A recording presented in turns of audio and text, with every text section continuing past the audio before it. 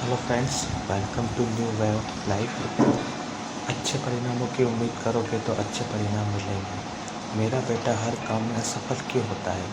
एक दुखी पिता ने अपने 30 साल के बेटे के बारे में पूछा। इस युवक की असफलता का कारण समझना सचमुच मुश्किल था, क्योंकि उसके पास सब कुछ था।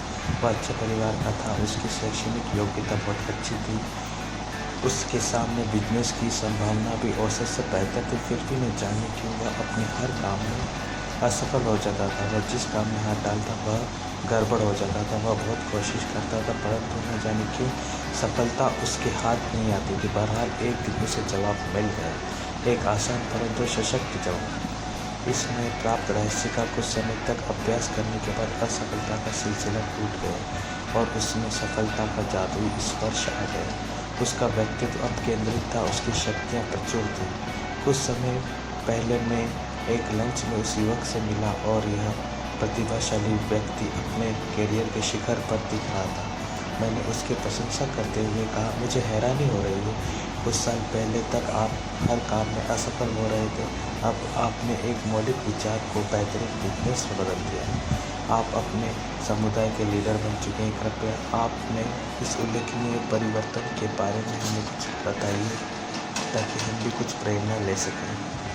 दरअसल यह बहुत आसान था, उसने जवाब दिया। मैंने सिर्फ विश्वास का जादू सीख लिया।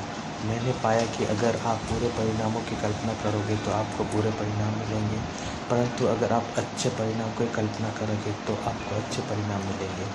यह चमत्कार इस पंक्ति पर अभ्यास करने की वजह से हुआ। यह कौन सी पंक्ति है? अगर आप में विश्वास हो तो आपके लिए सब कुछ संभव है।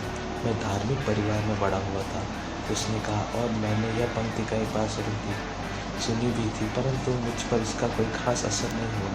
पर एक दिन मैंने चर्च में सुना कि आप एक प्रवचन में इन शब्दों पर जोर दे रहे थे। अचानक मेरे दिमाग में बिजली सी कौंधी। मुझ में इसी बात की तो कमी थी।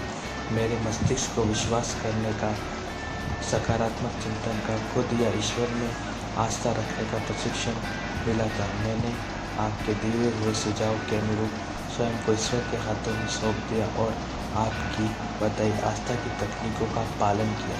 मैंने स्वयं को हर चीज़ के बारे में सकारात्मक तरीके से सोचने का प्रशिक्षण दिया। इसके अलावा मैं सही तरीके से जीने की कोशिश भी करता हूँ। वह मुस्कुराया और उसने कहा, ईश्वर और मेरे बीच में एक पार्टनरशिप हो गई है। जब मैंने इस नीति को अपना लिया तो मेरे साथ होने वाली घटनाएं हमेशा के लिए बदल गई।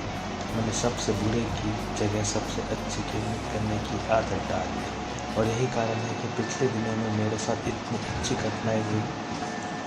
मुझे लगता है जैसे जादू हो गया।